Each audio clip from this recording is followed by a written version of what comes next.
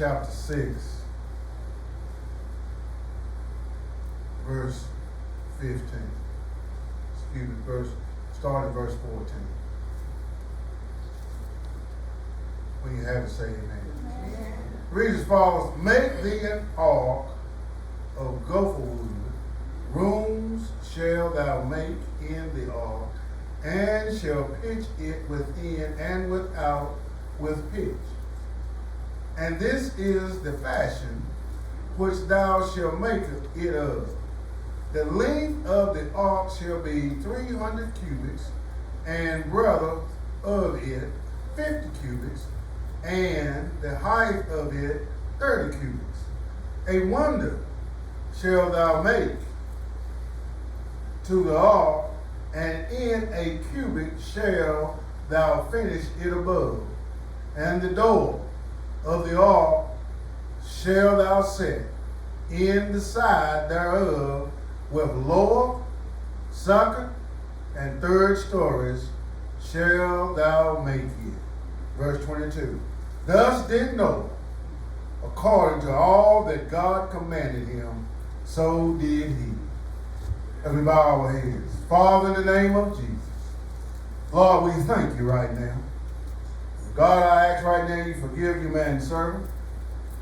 Whatever I've done, created me a clean heart. Renew that right spirit.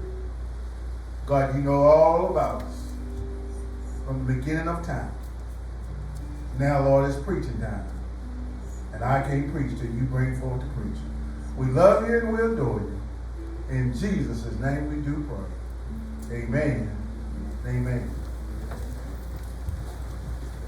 Before I give you the topic, I had a member call me and tell me about something was laid on their heart. I said, well, we'll just wait and see what the Lord says.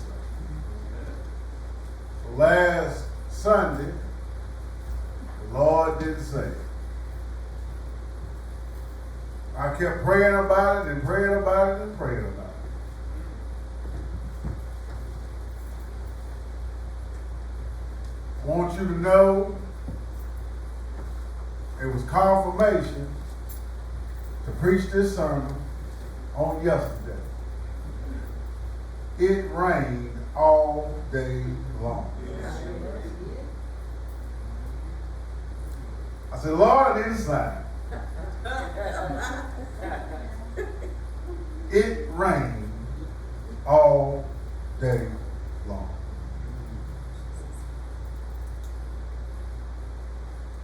Pam, I said, I'm going to get up early. I'm going to take the boat to Randaman. I'm going to come back real quick, and I'm going to eat. It rained all day long. So today, I want to talk to you on a thought. Building a boat in a desert place. Building a boat in a desert place. Has God ever told you to do something that just didn't make no sense? Or you might as well say amen. Because he done told you to do something, you was afraid to do it, you was scared to do it, but then after you had some time, y'all wrestled together, and you didn't win, you ended up doing it anyway, and then when you did it, you look back over and you said, whew, I'm so glad I did what the Lord told me to do. But you wrestled before that. Amen. He told you to do something that absolutely didn't make no sense at all. See, that's the way God operates. Because he knows if he leave it into your brain and my brain, it's going to be messed up worse than it already is. That's why he tells you to do something that doesn't make any sense. Like, for instance, the person that you rode by that was a homeless person might not have stopped, might Might would have said something like this right. All these now hiring signs, and I know he can find a job. But did you stop to even offer a word of encouragement? Yeah. Did you even take the time building a boat in a dry place, in a desert place? I was sitting in the parking lot down Lowe's food. Went in and got some food and went over there and what's the little restaurant on the corner right there? Huddle House. I was sitting over there up under a shade tree, doing some me time. Seen a man walk by, barely make it. And I'm sitting there eating. And he was asking for money. And the Lord is dealing with me now. Go buy him something to eat. Now I'm sitting there eating. He's already asking folks for money. And he's at the Huddle House. And I'm over there up under a shade tree. My flesh said, well, he already got some money. He can go in there and get him something to eat. Because I sat there and watched the people give him money. My flesh said, go ahead and finish eating your food. He'll be all right. How many of you know that when God tells you to do something, you don't do it? It gets uneasy in your spirit. Because when I did not do what the Lord told me right then, my food just didn't taste right no more.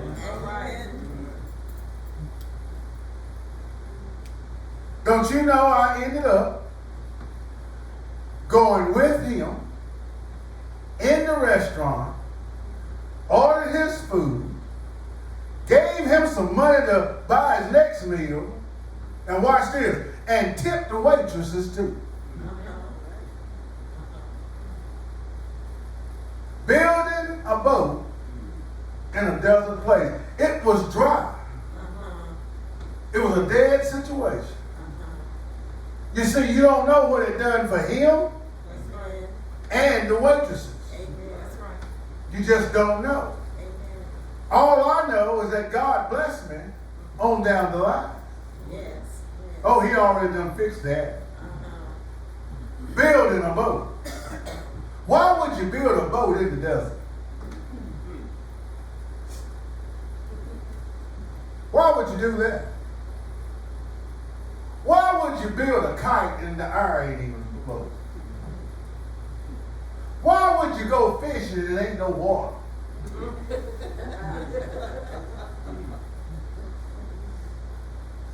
Why would you do that? If God said, get your poles and go fish, and you don't see no water, why would you do that? Because God is God all by himself. God says in the Word of God, he has chosen the foolish things of the world to confound the wise. That's right. Amen? Amen. Let's take a look at Brother Noah. Now, it had not rained upon the earth since Noah's time. Men and women began to get wicked and evil. They began to go and do a little bit of this and a little bit of that and a whole lot of other stuff. And it began to irritate God. And it was a sour smell from the earth, from his own creation, that was going back up to him. And he couldn't stand it. That's why I tell folk, be careful of the monsters that you create, because you're going to have to deal with it. Amen, James? Amen, Brother Bryce? You pick people, you do stuff, trying to be buddy-buddy, but let me tell you what the Bible says. For it is better for you to put your trust in the Lord than to put confidence in man. Amen. Man, Amen. God made his creation and they rebelled on it. How does that feel when somebody rebelled on you? You did all you could.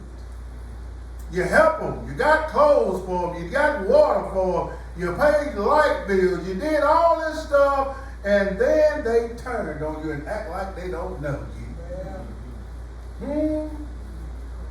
I'm talking about building a boat in a desert place. You know you're saved. You know that you're a child of God, but your surroundings is dry. Your surroundings don't have no growth. Your surroundings look like they're not producing. You still want to know why. Oh Lord, what you trying to tell me? And now I get to the point where I just ask the Lord, what you trying to teach me? Because now you're in a point that you done did your praying, you done did your fasting, you done paid your tithes, but it's still dry. That's the time, my brothers and sisters, you got to keep on building. And keep on building. Notice what God told Noah. He told him. He says, after he got ready to, verse 6 says, and it repented the Lord that he had made man on the earth, and it grieved him at his heart. And the Lord said, I will destroy man, whom I have created from the face of the earth, both man and beast, and the creeping thing, and the fowls of the air, for it repenteth me that I have made them. This is God speaking now. You'll be glad Noah went to that far, so we wouldn't be sitting here. But the Bible says in verse 8, but Noah found grace in the eyes of the Lord. We fast forward, and he tells Noah. Tells Noah to make an ark. And God said unto Noah, the end of all flesh is come before me, for the earth is filled with violence through them. And behold, I will destroy them with the earth. Make thee an ark of gopher wood. Let's stop right there. God told Noah to make an ark. Amen? Amen.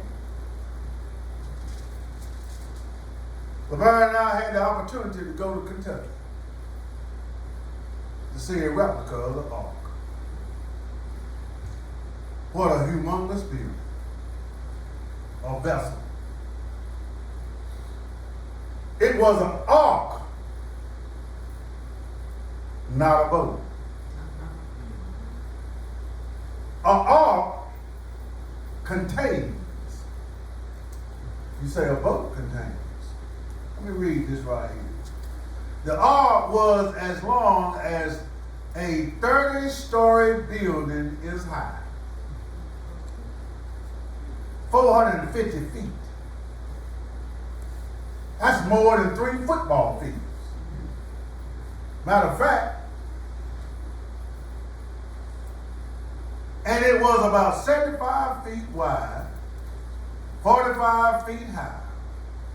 What is described is not really a boat, but a well-ventilated barge meant only to float and not to sail anyway. He didn't put no motor, no sail on it. After all, the ark is a chest, not a ship. This refers to the shoebox shape. So, if he built it 450 feet long, and he came and told him to build it 75 feet wide, So we got the width. Amen? Then he tells him to build it 45 feet high. So we got the height. I know we see a peak on each end. But to right here, he's not describing it as a shape of a bow. Now some of them will go in that rectangular shape and kind of curve around a little bit. But it was contained, and the dimensions of it was beyond like nobody ever even imagined. It was not until, the ark roughly the shape of a shoebox was plenty large enough, about the size of the Titanic, and had a cubic wide opening, 18 inches all the way around the top. It was not until 1858 that a bigger boat than the ark was built. The ark was certainly big enough to do the job. If the ark carried two of every family of animals, there were about 700 pairs of animals. But the ark carried two of every species of animals. There were around 35,000 pairs of animals in the ark. The average size of a land animal is smaller than a sheep. The ark could carry 135,560 sheep in half of its capacity, leaving plenty of room for people, food, water, and whatever other provisions were needed. Ain't God good? Amen. And he didn't tell it to nobody but Noah. God had not yet told Noah why he must build an ark. At this point, all Noah knew was that God would judge the earth, and he was supposed to build a big barge. Since it had not rained yet on the earth, it is reasonable to suppose Noah didn't know what God was up to. All he did is what God told him. I want you to build an ark. What if God told you right now, go to Walmart? That's all he said.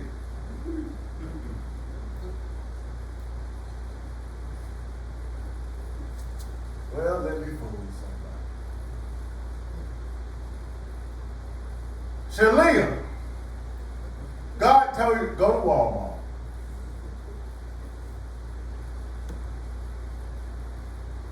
And you didn't hear none of it. And that was it. Now you on your way home because you done got off to work. Yeah, you tired. Let me use somebody else, okay? Can I use somebody else on me? Cynthia Price. After you done been, what's the name of the school? After you done been all day at Balfour Elementary, you tell me that I'm so glad you understand. But God says, go to Walmart.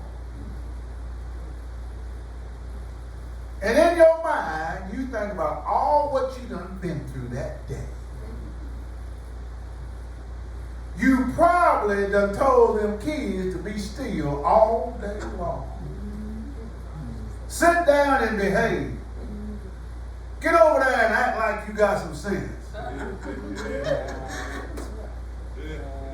And ain't no telling what you done said up under your thought power.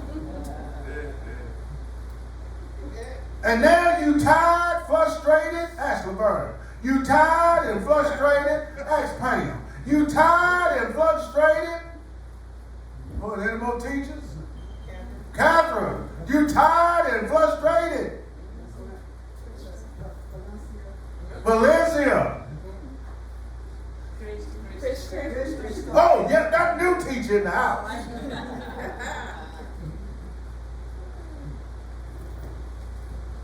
And let's just say it this way right here. And Sister Davis been on her heels all day.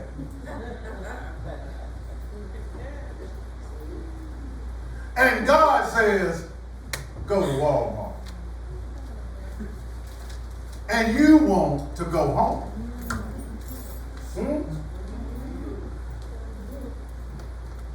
What you gonna do?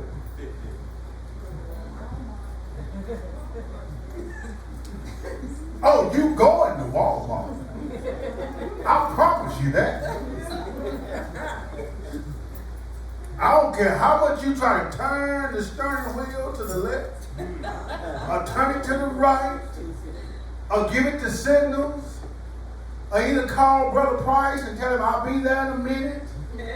As you going on down 220, you get ready to hit 64, and seem like you go past the exit of 64, go up under 64, take a right in the lane and do a right around in the circle. Oh, you going to Walmart.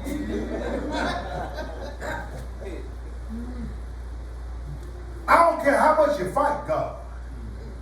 I don't care how much you put up all the excuses. I don't care what you say, how you do it, how you justify it. You can even take God's word and say, God, did not you say? But God still ain't changed his mind. Go to Walmart. You going to Walmart. You don't know why, and you don't know what the reason. Amen? That's just a little bit for you to understand. When God speaks, he don't have to make no excuses. He don't have to give you no reason. That's right. He don't have to go up. Just do what he say do. Amen. What is that y'all always say? Obedience? Sacrifice. Well, why do you want to sacrifice? What did he say? And God said unto Noah, the end of all flesh is come before us, before me. For the earth is filled with violence through them. And behold, I will destroy them with the earth. Make thee an ark of gopher, or either cedar wood.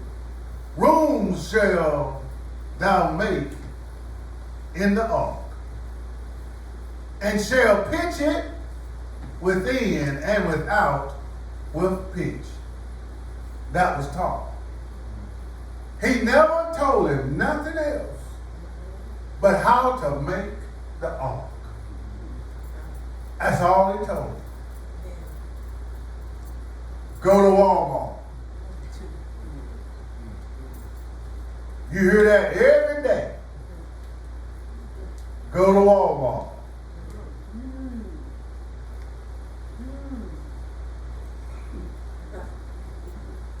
Every day you get out of work, go to Walmart. How many years did he preach, somebody? Come on, school scholars. Did I hear it?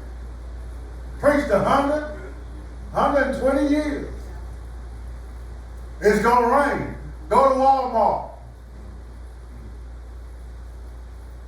Your whole career, God tell you, go to Walmart. Doesn't make any sense to it. But just because Noah went to Walmart, just because he did what God told him to do, each and every one of us are sitting right here, right now. For you see, God's got a way of cleaning up what he messed up. And he didn't really mess up. Man messed up. But God got a way of cleaning it up. God knows exactly what he's doing. After he told him to make the ark, told him to make the top of it, and make a ventilation top where the sun could come in and the air could go in and out. All of a sudden, at the end of the construction part, God sealed them in. Nobody could come in and nobody could go out. And the Bible says that it started raining. Never rained before. I can see them out there now, marking you because you keep coming to Walmart. I can see them out there making fun of Noah. Why are you building such an ark? You crazy. You out of your mind. Ain't that how folk do? But they don't understand the relationship that you have with Jehovah. I can see Noah still constructing the ark. Matter of fact, he might have struck a tune one day and got happy while he was building the ark. You know how it is when you clean the house, you cut some music on. I can see Noah still taking a break and have a devotional day. And you know what his devotional was all about? It's gonna rain. So God got you going to Walmart, telling there some folks to come by. Everything is going to be all right. How many of you have ever just talked to a total stranger out of the clear? Ask the bird. I do it all the time. I don't need any strangers. Why are you doing that? Ask me why I'm doing that, Lord. Because I'm building a boat in a desert place. Ain't no life in it. Ain't no joy in it. Ain't no peace in it. And ain't no love in it. But if I keep on building, y'all with me now? Although God told you to go to Walmart, when you get there, you're going to make a difference in the parking lot. You might make a difference at the cash register. You might make a difference in the departments back there. But keep on building the ark.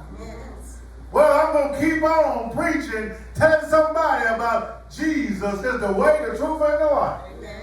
I'm going to keep on building the ark. Because we are earthly vessels. This is a treasure in an earthly vessel. Ye are of the temple of God. The Holy Ghost is housed on the inside of you.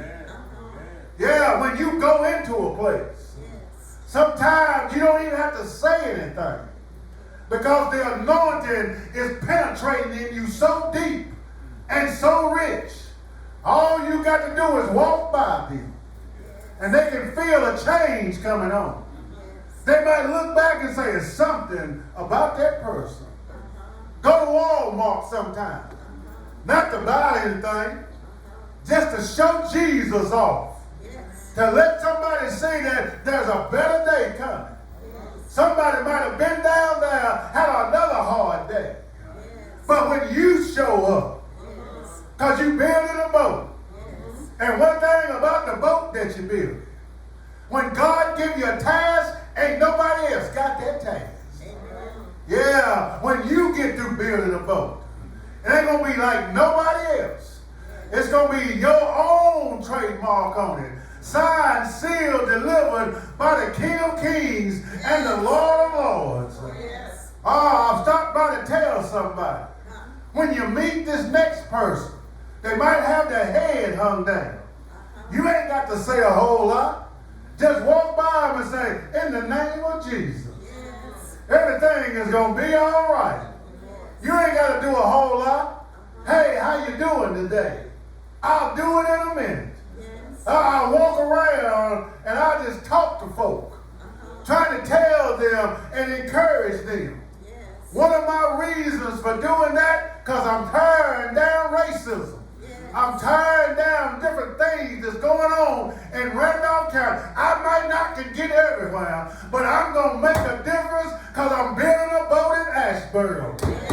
I'm telling somebody Yes. that there's somewhere you can come and get a meal to eat. Yes. I'm telling somebody that you can go to the house of refuge and you can feel the presence of God. I'm telling somebody there's a place for a homeless person. There's a shelter down here. I'm telling somebody where they can go and get a meal. Matter of fact, I'm going to pay for somebody's meal. I'm telling somebody that there's joy in the morning. It might be weeping and doing for a night. But I'm going to tell somebody that joy is on the way. Joy of the Lord is my strength. I'm going to Walmart. I'm going to have my head all high. I'm going to let them know that Jesus lives in my ark right now. Go ahead and tell him hallelujah. Tell him in advance right now. Thank you for using me. Thank you for getting ready for moving. Thank you for all my stuff. Thank you for my job. Thank you for my children. Thank you for the administrator. Thank you for the school. Thank you for the homeless. Thank you for the drunk. Because I'm building That's right. an ark. When I get through building it, the ark wasn't meant to sail. God constructed it that when it started raining, the highest peak at Aramat, Aramat, is 17,000 feet high. When he got to the highest peak of the mountain, it kept raining, and the ark began to float on up 22 feet higher than the mountain. And God had them penned in from all hurt, harm, and danger. One day, God laid it on Noah's ark Yes. because the rains had stopped. He sent a raven out, and the raven went out and came back.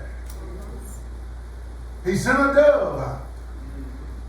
The dove went out and he came back. But finally, he sent a dove out again. The dove came back and bought an olive branch. He knew it was some land. He sent that dove out again, and the dove didn't come back. That meant that he knew that the waters were subsiding and it was going down. Just because he told him to build an ark. Go make a difference in somebody's day. It might seem strange to you, but when it's all said and done, it's going to be something like you have never experienced. Ain't nothing like leading a person to Christ. Amen? Amen. God bless you. May heaven smile upon you. Amen. Building a boat.